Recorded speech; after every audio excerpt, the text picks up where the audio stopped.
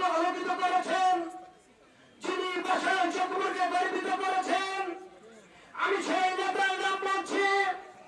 যিনি ধানের শীষ আমাদেরকে উপহার দিয়ে বাসাকে ভঙ্গ করেছেন। আমি সেই নেতার নাম বলছি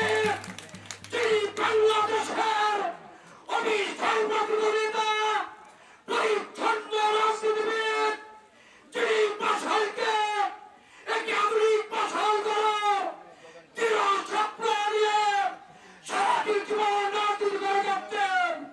বাসাল চট্টগ্রামের রঞ্জিত জননেতা, জেলা বিএনপির বারবার নির্বাচিত সভাপতি,